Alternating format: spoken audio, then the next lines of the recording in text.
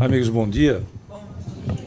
Para nós é uma alegria nós estarmos juntos mais uma vez e trouxemos para as nossas reflexões, conforme a Rosana já adiantou, o assunto que é um questionamento: quem somos nós? Na realidade, a questão do quem somos nós não é só limitada a ela, mas quem é você de verdade? Esse é o questionamento que nós fazemos quando procuramos nos conhecer. Na realidade, como a reencarnação já própria mostra, nós somos uma infinidade incrível de egos. Não é verdade? Nós somos uma infinidade de personalidades. Claro que existem muitas pessoas curiosas que querem saber o que foram.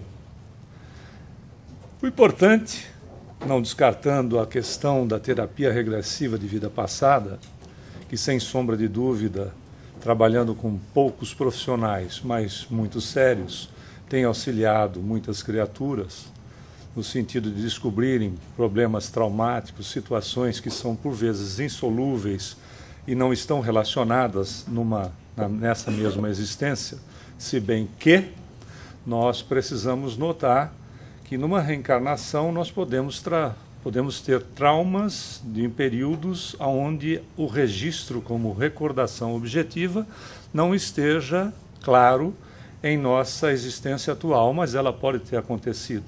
A partir mesmo do útero materno, quando nós sabemos que processos de rejeição pelos pais, não só pela mãe, mas pelos pais, são registrados de maneira objetiva pelo espírito que está reencarnando. E por vezes, para a felicidade ou infelicidade, registrados de forma que o espírito reencarnante ele esteja com consciência do que está acontecendo, o que é muito pior.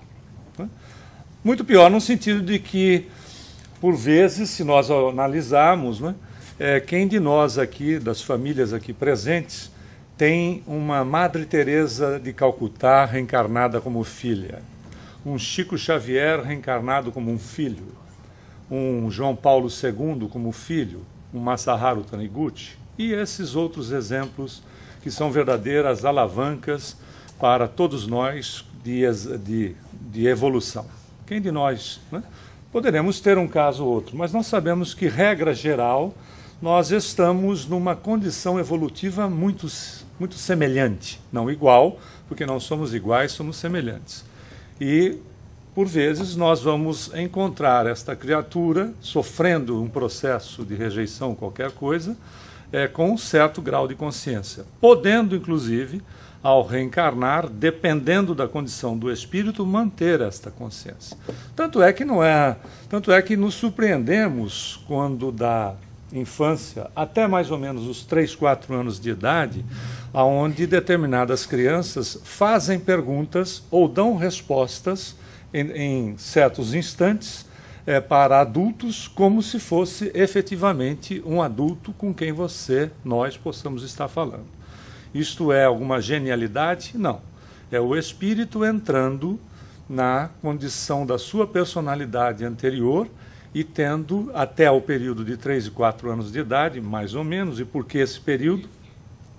Porque a organização fisiológica não demanda do espírito tanto a ponto de interromper esta entrada na personalidade anterior. Não são todos os casos, mas não é incomum.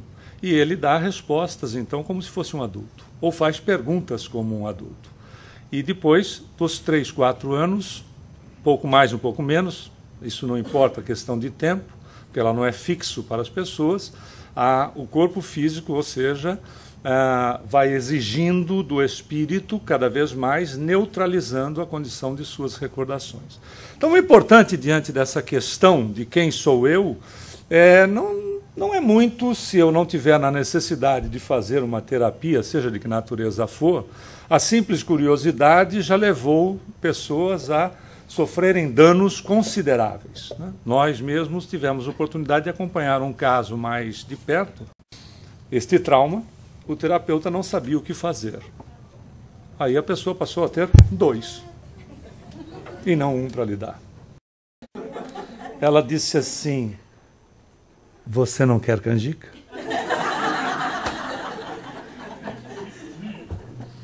É meu ponto fraco. O segundo ponto fraco é pudim de leite condensado. Mas como é que pode fazer isso com uma criatura? Mas assim, eu vi aquela coisa caindo. Aquele é um processo de fascinação. A canjica, ela tem dentro um obsessor, como tem em sapato de mulher. Já viu? Sapato de mulher tem obsessor também, porque você vai na vitrine e só mudou a fivela, mas ele olha para você e diz, me leva, me leva. É fascinante, mas não é uma realidade? Ora, onde é que está a minha fraqueza? Não vai dizer que é no pote de canjica, que é uma desmoralização completa, mas também é. Mas também é. Então esse é o ponto. Né? O que importa são as minhas tendências. É onde eu tenho que investir para trabalhar, porque nós somos uma só individualidade, como dissemos, uma quantidade enorme de egos. E o que a gente precisa fazer? Simples. Nós precisamos nos conhecer em profundidade. Não basta dar aquela, sabe, por cima. Não basta ficar na cauda do pudim. Tem que meter a colher. Ou seja, tem que buscar o porquê que eu reajo desse jeito. Eu preciso me questionar, sim ou não? Sim.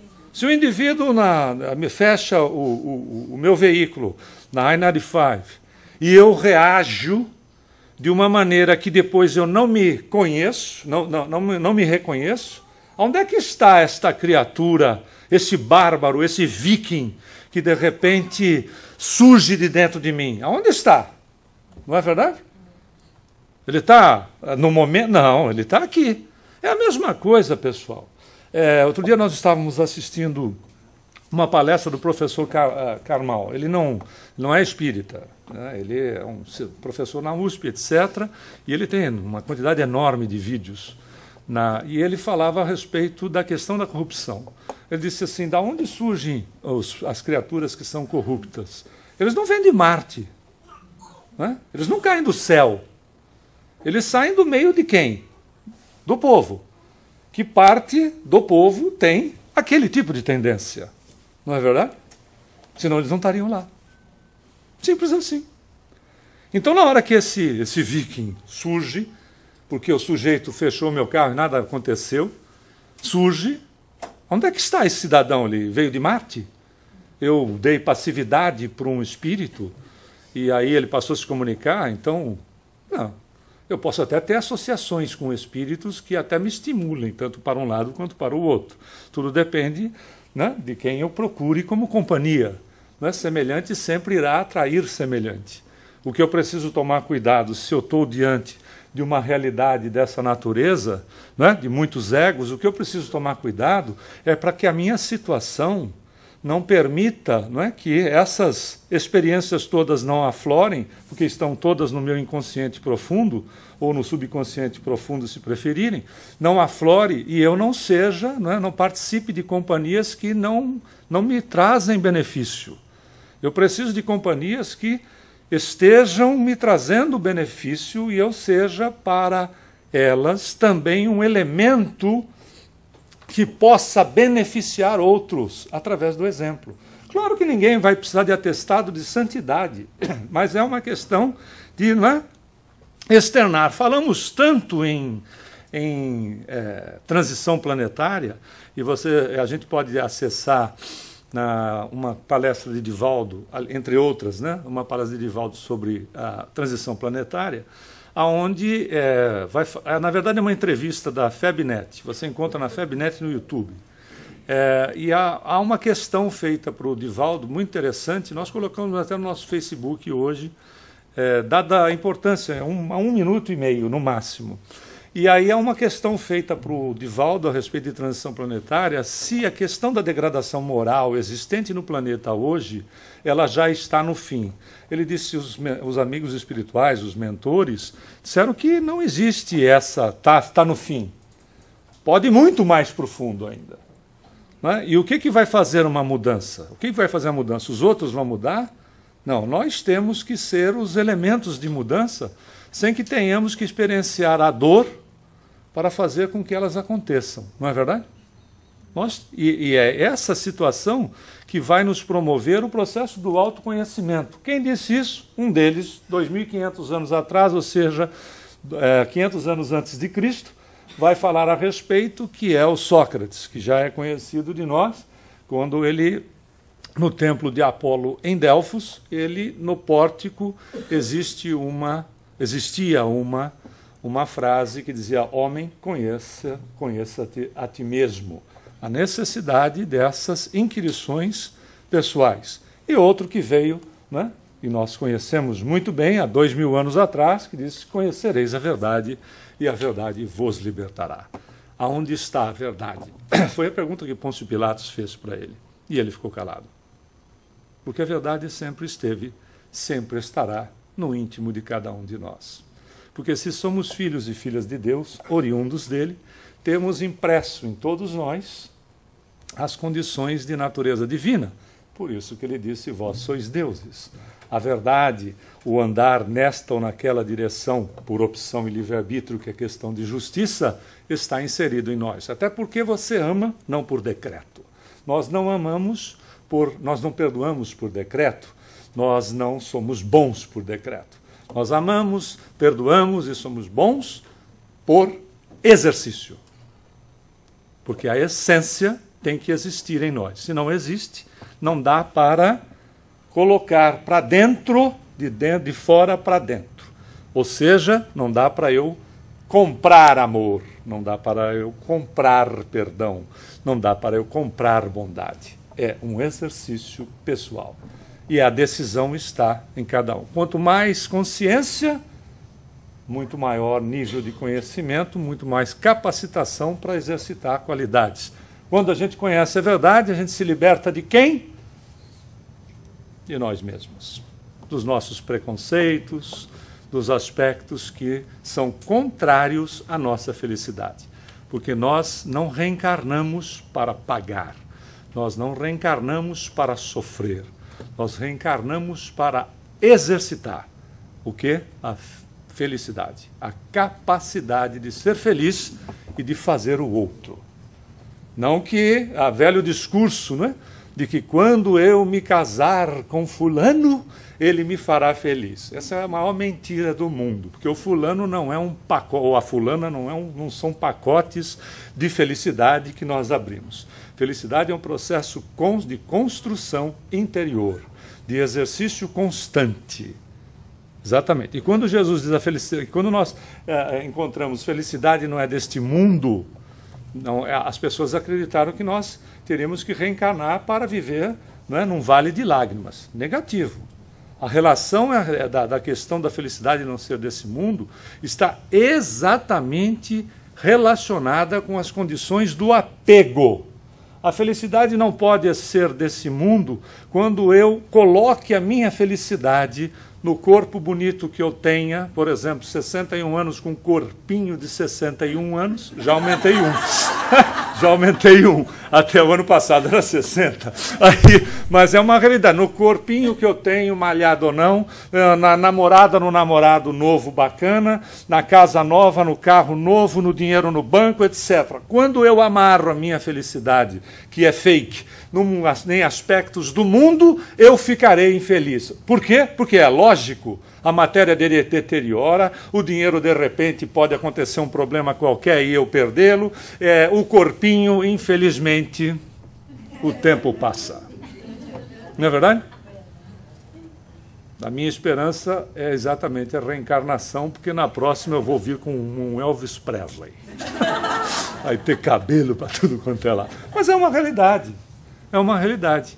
Mas quando nós calcamos a nossa felicidade nos aspectos da nossa realidade, em nós mesmos, nós não temos que temer de que ela não seja desse mundo.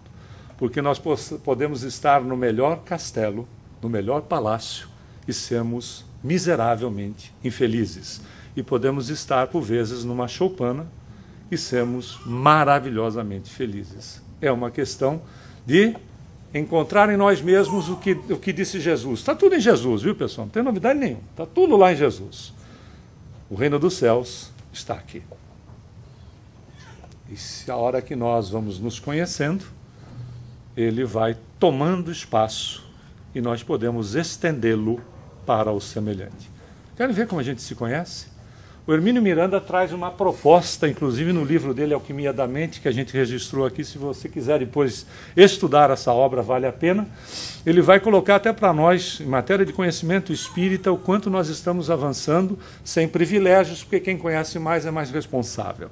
Onde ele vai dizer que no hemisfério esquerdo do nosso cérebro, ou seja, nós temos a personalidade, nós temos o consciente, a razão, a linguagem verbal, ou seja, a palavra, e também o estar, transitoriedade. É quando nós estudamos a doutrina e o Kardec fala a diferença da alma e do espírito. Alma é o espírito reencarnado, espírito é o desencarnado. A alma seria, a rigor, a questão da transitoriedade, a questão de estar ligado deste lado esquerdo do cérebro. Porque no hemisfério direito, nós temos a individualidade, a questão da manifestação do espírito, o inconsciente, a intuição, então into de dentro, que é seu, é into de dentro, a linguagem não verbal através de símbolos e o ser, permanência. É onde é os nossos desafios, a nossa busca, não de estar, mas ser. Você está numa situação, porém você não é. Eu estou transitoriamente definido, usando palavras de Emmanuel do livro Vida e Sexo, como homem. Você, moça, está transitoriamente definida como mulher. Está. Mas o que é que eu sou? Um espírito. E exatamente esse é o foco. Por isso, aí a observação da obra que nós podemos estudar, que é a Alquimia da Mente. Por isso, a questão de personalidade é descendência e individualidade é ascendência. Até porque a individualidade, acabamos de dizer, é a essência, é o que somos verdadeiramente. Então você vai dizer assim, nós temos aqui, seria um caso de dupla personalidade. Como é que entender, então, a dupla personalidade? Se temos aí em nós mesmos, na questão do hemisfério cerebral, um lado onde é individualidade e o outro lado que é personalidade. Obviamente que nós não podemos descartar a questão da dupla personalidade, a começar da própria experiência de nós mesmos, que temos, então, uma infindáveis, milhares, milhões, pouco importa, de egos registrados em nós mesmos. Podendo acontecer o quê? Isto brotar, como aí a figura mostra, não é? Em determinados ângulos, como demos o exemplo do viking, ou seja, do primitivo, ou seja, de que maneira for. Então, na realidade, o que acaba acontecendo? Existem casos de dupla personalidade, onde desvios do indivíduo nós encontrarmos na mesma pessoa duas manifestações diferentes? Sim, existem.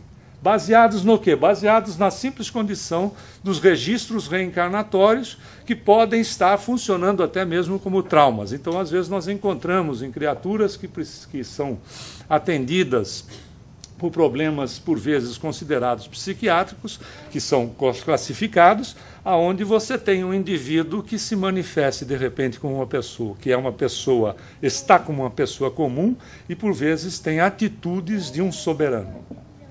Não, o que está acontecendo? Porque ele está envolvido por espíritos, ele está sendo subjugado por espírito. Essa é uma outra situação que nós podemos ver também. Mas o primeiro aspecto aqui sendo tratado ele pode estar entrando na reencarnação, onde ele foi, por exemplo, esse soberano. E aí essa situação pode acontecer. Porém, olha que interessante quando nós vamos buscar em Emmanuel, nesse livro Pensamento e Vida, e é tão incrível esse livro, porque esse livro foi escrito no plano espiritual, é livro que o Emmanuel vai dizer que ele foi escrito no plano espiritual. Era um livro lá, na dimensão espiritual, os espíritos daquela dimensão estudavam nesse livro, o Emmanuel trouxe o livro para o Chico psicografar. Então, ou seja, nós já vamos vendo o quê? A vida, de fato, como diz André Luiz no título da sua obra, a vida continua. Continua e continua, não é? Com estudo, com trabalho, etc., com relacionamento e tudo mais. Emmanuel diz nesse livro o seguinte: herdeiros de milênios gastos na recapitulação de muitas experiências análogas entre si, semelhantes entre si, vivemos até agora quase a maneira de embarcações ao gosto da correnteza no rio dos hábitos aos quais nos ajustamos sem resistência. Ou seja, somos frutos de nós mesmos. Somos herdeiros de nós mesmos. Por isso a necessidade do autoconhecimento. Diz mais o iluminado mentor: o hábito é uma esteira de reflexos mentais acumulados, operando constante indução à rotina. Querem ver? Eu sempre fui assim, por que eu vou mudar agora?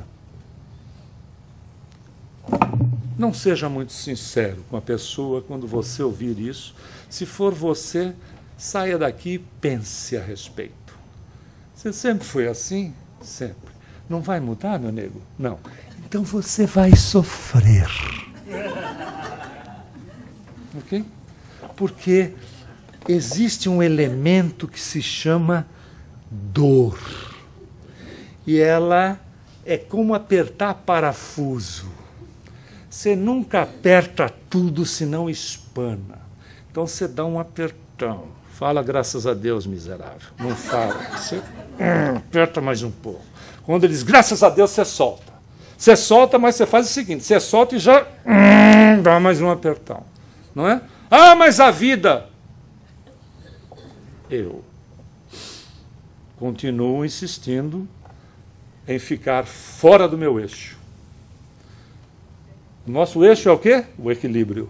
Nosso eixo é o amor. Quando nós saímos fora dele, o que acontece com a realidade da vida? Puxa a gente para o centro. Quando eu resisto, eu crio atrito. Quando eu crio atrito, eu crio calor. No caso, eu crio dor. Quanto mais eu resisto à minha realidade, mais atrito. Mais atrito, mais calor. Calor que a gente chama de dor. É o calor que eu me dou, consciente ou inconscientemente, porque tem gente que diz que não é consciente. Mas a gente conhece gente que é teimosa conscientemente. Faço assim mesmo e acabou. Dou o troco na mesma moeda. Doa o que doer. Ok. Respeitável. Porém, não reclame depois. Os nossos amigos espirituais, Deus, nosso Pai, nos ama. Amigos espirituais superiores nos amam, querem o nosso bem. Se a gente não quer, é de direito de cada um. Claro que também não podemos descartar, dentro do que acabamos de dizer, essas questões relacionadas, e aí duas boas obras que nós temos do mesmo estudioso, Hermínio Correia de Miranda, Condomínio Espiritual e Enigmas e Estigmas, que trazem a questão da dupla personalidade. Onde o indivíduo, você tem até, se quiser, consultar um filme feito na década de 70, que se chama As Três Faces de Eva, que é em branco e preto ainda, porém, esse caso narrado, são casos narrados por uma visão psiquiátrica, ignorando a condição dos espíritos, no caso em questão, que na realidade não eram 3 espíritos que atuavam nesta criatura, e sim 21.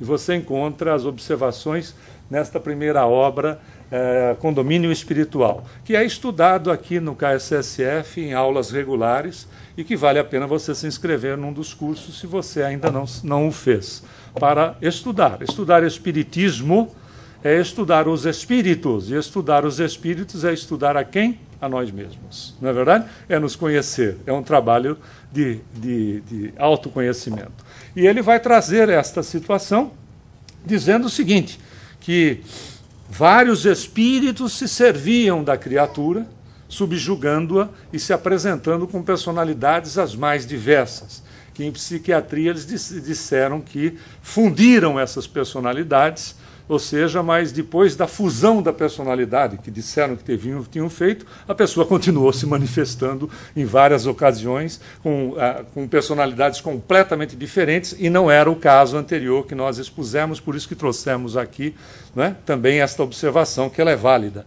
Não é só a questão de entrar no inconsciente profundo, mas também a questão de ser do processo de subjugação. Mas, via de regra, a gente espírita não precisa nem se preocupar com isso, porque depois que a gente se torna espírita, nem obsessor mais aguenta a gente. Não é porque a gente quer salvar o mundo, ou começar com o pessoal de casa, e aí fica complicado. Na realidade, o que a gente tem que fazer é sair de círculo vicioso.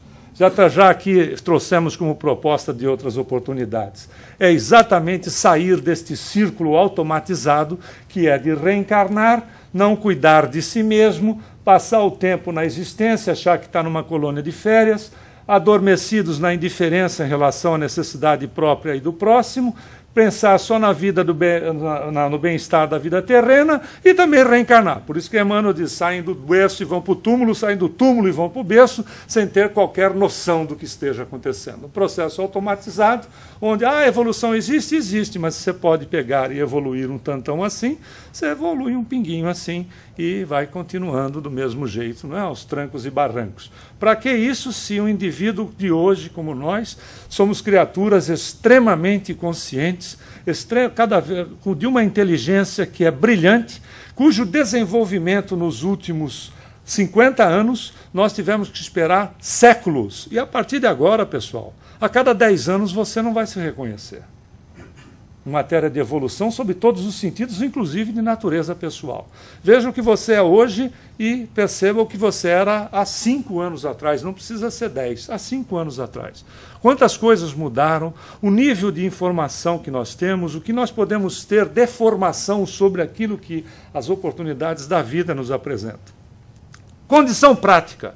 Como é que eu faço para me conhecer? Como é que eu me conheço? Já também não é novidade alguma dentro da doutrina as colocações a respeito, os ensinamentos dos espíritos a respeito. A gente pode fazer uma autoanálise. Olha que beleza. Faz uma autoanálise, não precisa pagar ninguém. Deixa eu dar uma olhada, prestar atenção em mim mesmo. Como é que eu sou? O próprio Santo Agostinho, no livro Evangelho segundo o Espiritismo, dá umas dicas bastante importantes. Ele chegava em casa, na hora de se deitar, de se recolher, ele fazia uma revisão do dia dele. E tudo aquilo que ele tinha feito para as pessoas, ele colocava da seguinte maneira: se as pessoas tivessem feito para mim, como é que eu reagiria? Não é fantástico? Ponto. O outro aspecto é conhecer-se no convívio com o próximo. Ver como é que o próximo reage de acordo com as minhas ações. Como é que eu reajo de acordo com as ações dele? Seja ações, palavras, etc., atitudes, seja lá o que for. Como é que são as reações? Como é que eu reajo? Como é que eu vou agir? Como é que eu estou agindo? Como é que os que estão reagindo? Como é que estão agindo? Como é que eu estou reagindo? Não é fato? Questão de observação. Prestar atenção em nós mesmos. Nós trabalhamos com oratória. Técnicas de comunicação, essa é a palavra mais adequada. E a pessoa, às vezes, tem vícios onde ela automatizou e não racionaliza até que nós informemos a respeito do assunto. Você já viu alguém que fala entende? Então, cada meia frase é entende, né, sim, tá. Já viram? Isso é vício, não é? A pessoa automatizou. Ela deixa de automatizar quando você disse assim, numa 3 minutos de conversa, eu parei de contar nos 50 né. A pessoa diz, não diga, o entende. Eu parei de contar, o entende, né, em 1 minuto eu parei de contar no 20º. O que você está fazendo? A pessoa está. Próximo entende, ela começa a racionalizar e começa a prestar atenção em si mesmo, para de entender, para os outros não entenderem, porque chega uma hora que a pessoa fica, por exemplo, um que use tá como muleta, chega uma hora que você ouve só o quê? A metralhadora. É uma coisa altamente cansativa. Exatamente esse é o aspecto. É o quê? Observar-se, prestar atenção em si mesmo. E o outro aspecto totalmente dispensável, que já demos aí a figura da chave de fenda e do parafuso, é o conhecer-se pela dor. Procuremos evitar, dado o nível de inteligência que a gente se encontra, e naturalmente fazer com que aconteça exatamente isso, deixar de ser sombra, disfarçada com roupas coloridas, perfumes caros e gestos estudados, para fazer a proposta de Jesus de brilhar a nossa luz. Essa é a proposta do Espiritismo, que é o Evangelho redivivo, fazer com que a nossa luz, a nossa realidade brilhe. É Jesus dizendo, se os seus olhos forem luz, todo o seu corpo será luz. E aonde entra a luz, as trevas desaparecem. Se nós acendermos num local completamente escuro um palito de fósforo, será o suficiente, no mínimo, para iluminá-lo. Emmanuel diz mais a respeito da nossa posição no mundo. Antes de sermos pedra de tropeço para as criaturas, sejamos como a pequena estaca quando você planta uma árvore. Ela é tão pequena, mas ela está dando sustentação inicial para aquele gigante que pode se formar depois de dezenas de anos, às vezes até mesmo séculos. Por isso que você encontra a informação nesta obra, Egos em Conflito, do Carlos Bacelli, com o Dr. Inácio Ferreira, que ele diz o seguinte: a transfiguração da individualidade é lenta. Precisamos muitas vidas para do que fomos ontem, não restem traços no que somos hoje ou estamos procurando ser. Continua, então, um desafio para todos nós nesse início de 2017. Verdadeiro desafio. Ou seja, valorizemos mais a vida. Quando a gente faz propostas de início do ano, nós estamos ainda no início do ano, valorizemos a vida, amemos mais. Não é uma beleza? Procurar amar mais. Procure ser feliz do que querer ter razão em tudo. Se nós quisermos ter razão em tudo, se prepare, porque seremos infelizes. Procure ser mais feliz do que ter razão em tudo. Não é verdade? Toda vez que a gente quer ter razão em tudo, até poderemos ter razão, mas vai ser infeliz, porque o preço costuma ser alto. Né? Ou seja, desestressa, relaxa. Como é que eu faço isso? Procure amar mais as pessoas. Uma coisa que é fantástica como exercício, utilize-se disto aqui. Bom dia, boa tarde, boa noite para todo mundo. Mas eu falo para aquele grosso que eu entro no elevador, ele nem olha para a minha cara, parece que ele tem visão de raio-x. O bom dia tem que estar em quem? Nele ou em mim? Eu me lembro até de uma oportunidade que eu entrei ainda era... Vocês nem conhecem isso. Isso identifica a idade, que é uma loucura. Aí era locadora de videocassete. VHS, você nem sabe o que é isso. Aí eu entrei na locadora de videocassete, VHS, e era de manhã e eu disse, estava com um amigo, eu disse assim, bom dia. Ninguém respondeu. Eu virei para ele e disse assim, silêncio mortal. Ela disse, esse já foi alugado. A pessoa estava tão centrada nela mesma e no business dela, que a única coisa que ela registrava não era o bom dia, era o business dela. Ou seja, a gente não sabe em que a criatura está centrada. O importante é que eu saiba onde eu estou. Não é? Não é essa a importância? Que eu saiba onde eu estou. E que eu saiba o meu papel. E que eu saiba que eu posso fazer diferente. Muito mais.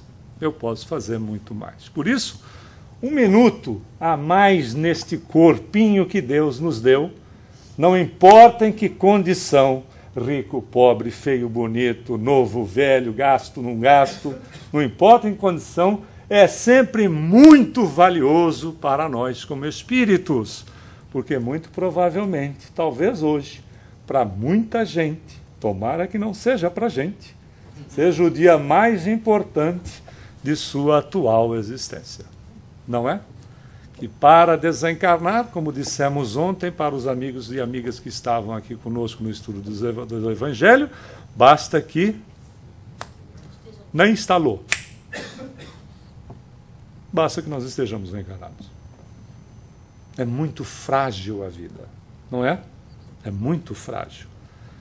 Então veja, se é o dia mais importante, A lição de Jesus tem que estar registrada em nós, diante do nosso relacionamento para conosco e para com o semelhante, quando ele, diante da mulher apresentada como adúltera, num processo machista excluindo o homem, porque ela não havia adulterado sozinho, ele faz a recomendação de caridade, de educacional, quando ele diz para ela que isto é caridade, isso é educação. Vá e não erres mais. Nós já temos muita experiência e temos capacidade de ir sem continuar insistindo no erro. Muita paz a todos.